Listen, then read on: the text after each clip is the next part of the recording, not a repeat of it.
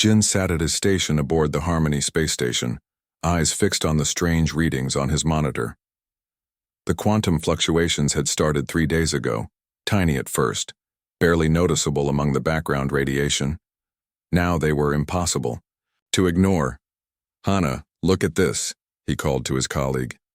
"The pattern is repeating." Hana floated over, her movement graceful in the microgravity environment. She had been studying quantum physics alongside Jin for 7 years, but nothing in their research had prepared them for these readings. "It's almost like—" she began, then stopped herself. "No, that would be impossible." "Like someone is trying to communicate through quantum states?" Jin finished her thought. They had both considered the same wild idea. The space station shuddered slightly. The lights flickered, then stabilized. Jin and Hana exchanged worried glances as the emergency alarm began to sound. "All personnel report to the observation deck," came the captain's voice over the intercom. The tension in his voice was unmistakable. Jin and Hana pushed off from their workstation and propelled themselves through the narrow corridors of the station. Other crew members moved alongside them, faces tight with concern. The observation deck fell silent as they arrived. Through the massive viewport they saw it, a ship unlike anything humans had built. It seemed to shimmer and blur at the edges, as if it wasn't fully in this dimension. "It appeared 5 minutes ago," the captain said quietly. "No approach vector. It was just suddenly there." Jin's scientific mind raced with possibilities. "The quantum readings we detected, they must have been a side effect of whatever technology they're using." The strange vessel continued to shift and pulse, its surface reflecting light in impossible ways.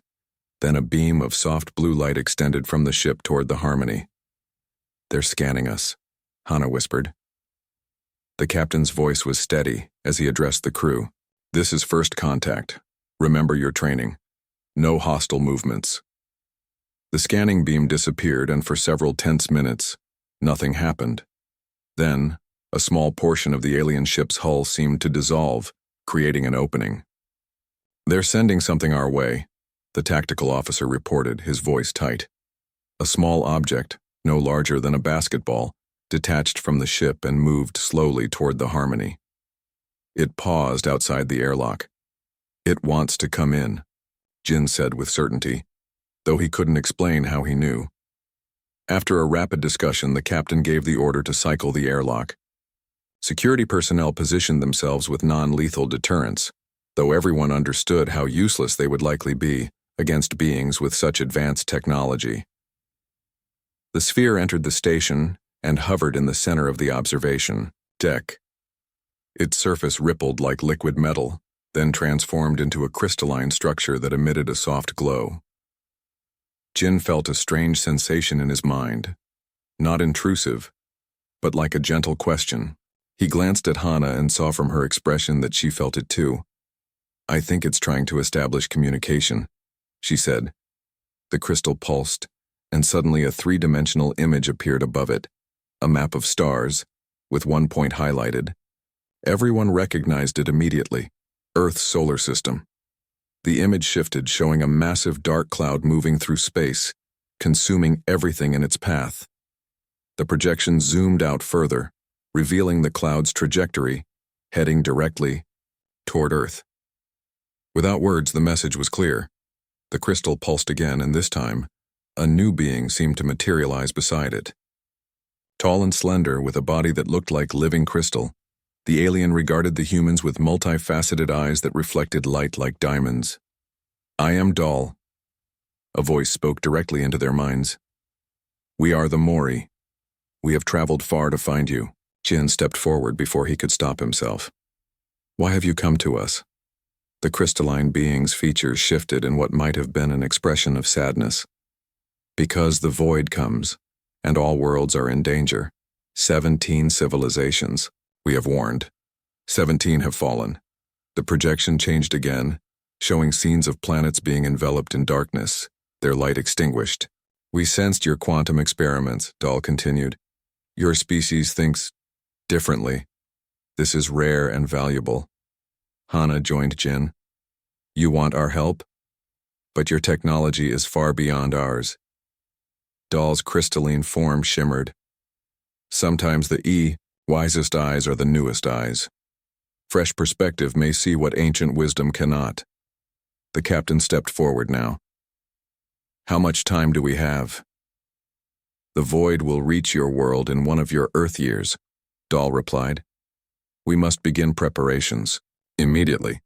Jin and Hana looked at each other, scientists faced with an impossible problem. The fate of humanity now rested in their hands. Remember to use the web search function if the user requests information after Claude's knowledge cutoff of October 2024. When citing information from web search results, use tags properly. 1 month after first contact, Jin and Hana stood before the Council of 12 Galaxies. The massive chamber curved around them, filled with beings from worlds they had never imagined. Some looked almost human, while others existed as pure energy or complex gas formations. Jin felt small and primitive. Earth had just discovered faster than light. Travel was possible, while some of these species had been crossing the stars for millions of years. Dahl, their Mori guide, stood beside them. These are the humans I spoke of, Dahl said to the council. Their world faces the void within 1 Earth year. A being made of blue light floated forward. We have reviewed their technology. It is basic. They have only just begun to understand. Quantum mechanics. Hana straightened her shoulders. We may be young, but we learn quickly. The blue light being seemed unmoved.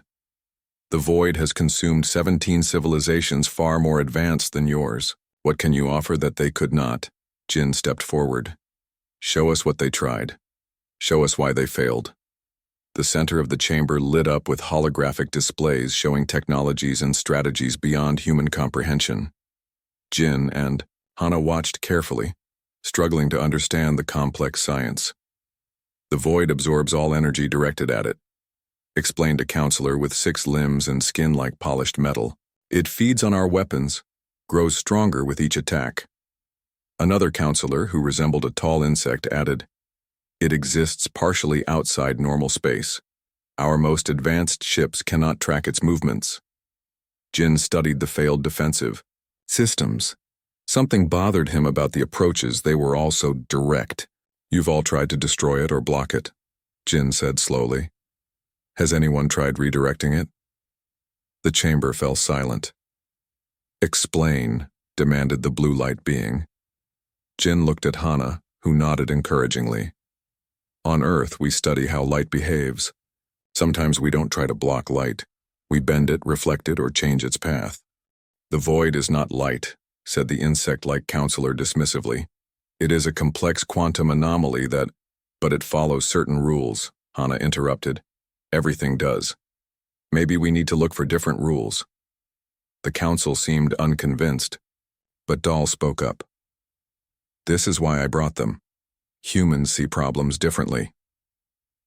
After the meeting, Jin and Hana were given access to a laboratory unlike anything on Earth. Tools responded to thought, and simulations could be created instantly. They think we're going to fail, Hana said as they worked late into the night. They're just humoring us. Jin nodded. They've seen this before, but maybe that's their weakness. They think they know what won't work. For weeks, they studied the void's behavior in simulations. Other scientists, beings from across the galaxy, occasionally visited to observe but rarely offered help. One night, while running a simulation for the 100th time, Jin noticed something odd. Look at this, he called to Hana. When the void absorbs energy, there's a tiny delay before it processes it.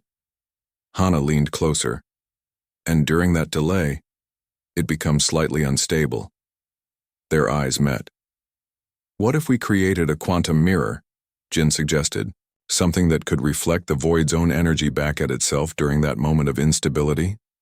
They worked frantically, combining Earth's theoretical models with alien technology. The council members began to take notice of their progress. Your approach is unusual, admitted the blue light being after watching their latest test, but the void adapts quickly. So will our mirror, Hana replied confidently. We're designing it to learn and adjust in real time. As their prototype took shape, word spread through the galactic community. Some dismissed the humans' efforts, but others began to show interest. On the 43rd day, they tested their quantum mirror against a simulation of the void. The mirror caught the void's energy and reflected it back, creating a feedback loop that disrupted the void's structure. The simulation crashed. Jin and Hana stared at the results in disbelief. Did we just... Hana couldn't finish the sentence. Jin checked the data. The simulation overloaded because the energy levels exceeded its parameters. In reality, the void might be forced to retreat, Dahl said from the doorway. The Mori had been watching silently. We need to test it on a larger scale, Jin said. But first we need to improve the mirror's stability. Dahl's crystalline form glowed with what might have been hope. The council will want to see this immediately. As they prepared to present their findings, Jin whispered to Hana, "They still don't think it will work." Hana smiled. Then they're in for a surprise. Humanity has been solving impossible problems since we climbed down from the trees. The challenge was far from over. But for the first time since learning about the void, they had something the galaxy needed desperately: hope. The central engineering bay of the massive space station hummed with activity. 3 months had passed since Jin and Hana first presented their quantum mirror concept to the council. Now, surrounded by the brightest minds from a dozen worlds, they worked to turn theory into reality. The power requirements are still too high, Jin said, rubbing his tired eyes. He hadn't slept properly in days. If we try to reflect all of the void's energy at once, the mirror will burn out in seconds. Hana studied the holographic model floating before them. Their quantum mirror had grown from a simple prototype to a complex web of interconnected devices, each the size of a small car. What if we don't try to reflect everything, she suggested. Maybe we only need to target specific frequencies. A Mori scientist named Tak approached them. Unlike Dahl, Tak had been skeptical of the humans from the beginning. Your design is flawed, Tak stated bluntly. The council is beginning to question the resources devoted to this project. Jin took a deep breath to stay calm. We're making progress. We just need more time. Time is the one thing we don't have, Tak replied. The void has changed course. It will reach the outer edges of your solar system in 2 weeks, not 3 months as we predicted. The news hit them like a physical blow. 2 weeks. Their work was promising but nowhere near ready. Show me the void's new trajectory, Hana requested. Tak waved a crystalline hand, and a star map appeared. The dark mass of the void had indeed altered its course, accelerating toward Earth. Jin studied the map carefully. Something about the new path triggered a memory. It's avoiding the Cygnus Nebula, he said suddenly. Look at how it curves around it. Hana and Tak both looked at the map. The nebula contains high concentrations of ionized hydrogen, Tak confirmed. Many spacefaring species avoid it because it interferes with navigation systems. Jin's mind raced. What if the void isn't just avoiding it for convenience? What if it's avoiding it because it has to? That night, Jin and Hana abandoned sleep entirely. They reviewed everything known about the Cygnus Nebula, searching for anything that might affect the void. Look at this, Hana said, pointing to a data stream. The nebula emits radiation at a very specific frequency. It's almost exactly opposite to the void's energy signature. Jin's eyes widened. It's not just avoiding the nebula, it's repelled by it. They immediately modified their quantum mirror design. Instead of trying to reflect all of the void's energy, they would tune the mirrors to amplify and emit radiation matching the nebula's unique frequency. When they presented their revised plan to the council, reactions were mixed. You want to abandon months of work based on an observation? The blue light being asked skeptically. Sometimes the solution is hidden in plain sight, Jin replied.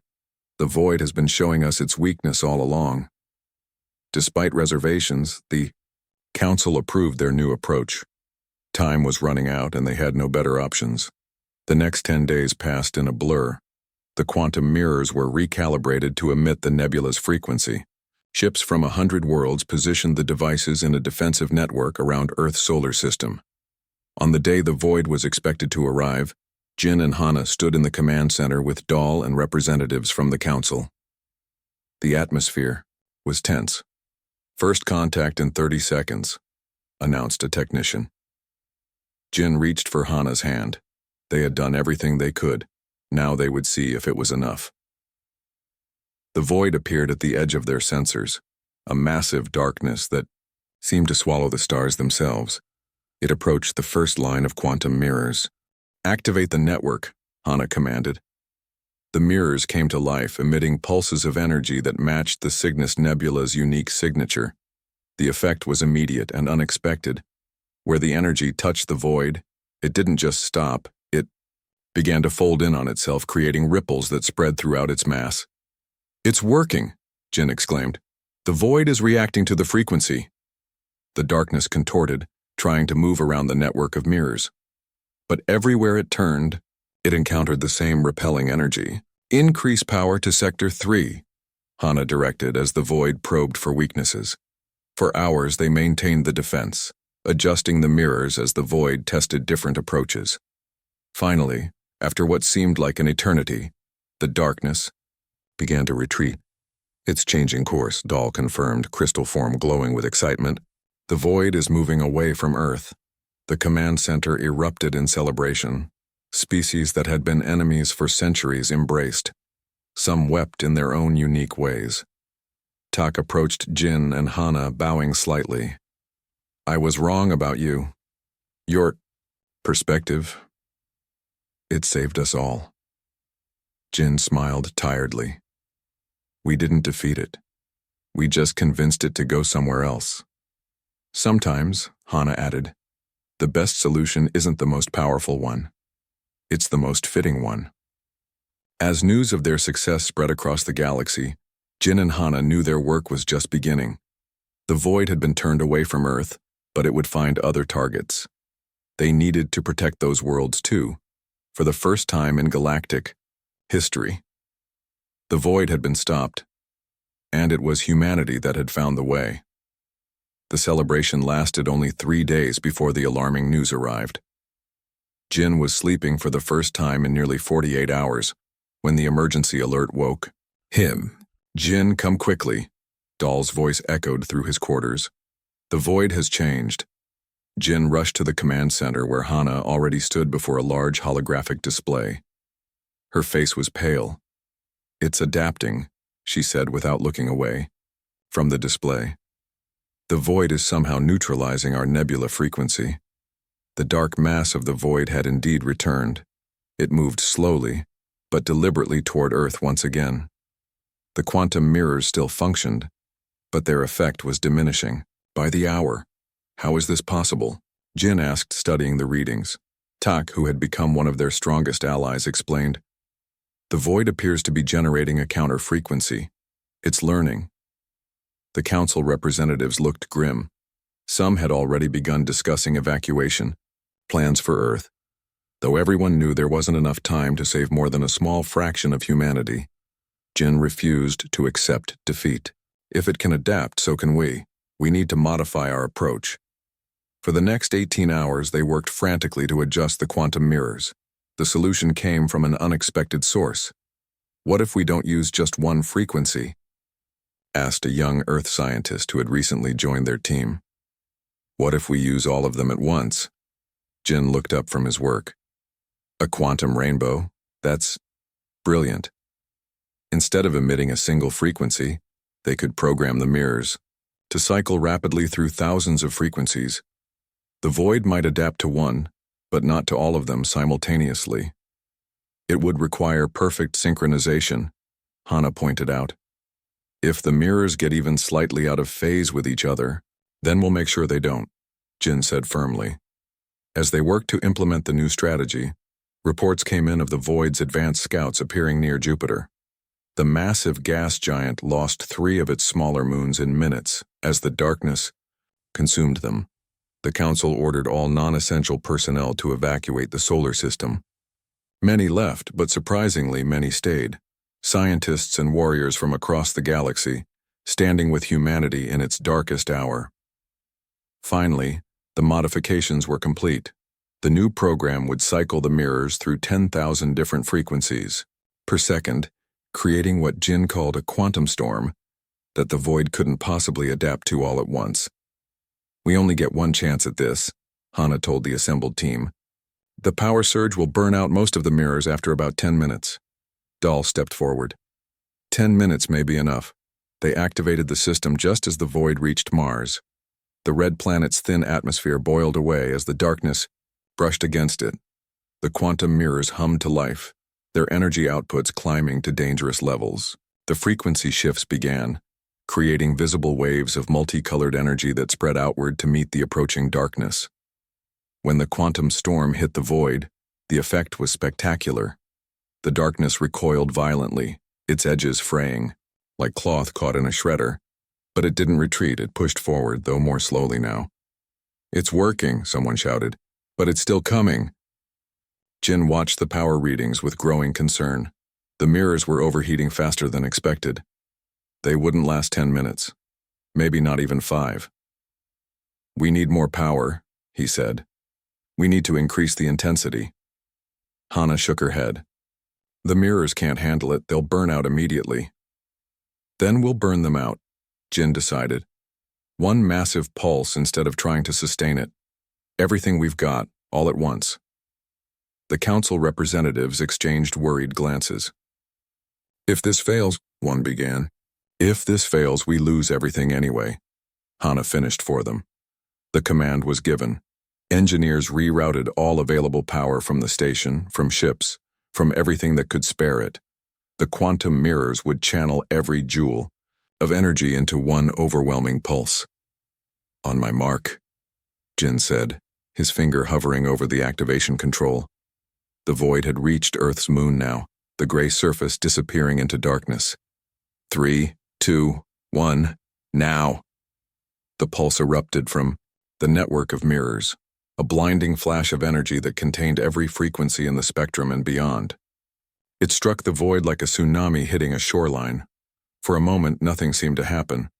Then the darkness began to fold inward, collapsing upon itself like a star going supernova in reverse. The void didn't just stop or retreat, it imploded, torn apart by the countless conflicting frequencies bombarding it simultaneously. The command center fell silent as they watched the sensors. Where the void had been, only scattered particles remained, dissipating harmlessly into space. "Did we destroy it?" Hana asked in disbelief. Tak studied the readings. "Not destroyed, dispersed. Its cohesion is broken. It may reform eventually, but not for centuries, perhaps millennia." Jin looked out the viewport at the Earth, blue and beautiful and still whole. "We did it," he said simply. The quantum mirrors were indeed burned out, useless now, but they had served their purpose. Humanity had taken its stand against the darkness, and with help from their new allies, 6 months had passed since the void's defeat. Earth had changed in ways no one could have predicted. Alien ships now regularly visited the planet, bringing technology, knowledge, and curious visitors. Humans were adapting quickly to their new place in the galactic community. Jin stood at the window of the newly built galactic embassy in Seoul, watching ships land and take off. Some were enormous city-sized vessels from the oldest civilizations. Others were small craft piloted by individual explorers. All of them had come because of what humanity had accomplished. "Still hard to believe, isn't it?" Hana said, joining him at the window. She wore formal clothes for today's important ceremony. Jin nodded. "Sometimes I wake up thinking it was all a dream." They had become celebrities across the galaxy, the humans who had found a way to defeat the void when civilizations millions of years more advanced had failed. Jin found the attention uncomfortable, but he understood its importance. "It's time," Dahl announced, entering the room. The Mori's crystalline form had become a familiar sight on Earth. "The council is ready." They walked together to the grand chamber where the Council of 12 Galaxies had convened its first ever meeting on Earth. The circular room was filled with representatives from thousands of worlds. Some floated in containment fields that mimicked their home environments. Others appeared as holograms because they couldn't survive in Earth's atmosphere. As Jin and Hana entered, a hush fell over the assembly. The head counselor, a being of pure light that had lived for over 10,000 years, spoke first. Today marks a historic occasion. For the first time in 50 million years, a new permanent member joins the Council of 12 Galaxies. Jin felt a surge of pride. Earth was being granted a seat that normally took civilizations thousands of years to earn. Humanity has proven that age and technological advancement are not the only measures of worth, the head counselor continued. Sometimes a fresh perspective can achieve what ancient wisdom cannot. Hana was chosen to accept the honor on behalf of Earth. She stepped forward looking small but confident among the ancient beings. "We are honored by this recognition," she said, her voice clear and strong. "Humanity has much to learn from all of you, but we also have much to share. Our different way of seeing problems is not better or worse, just different.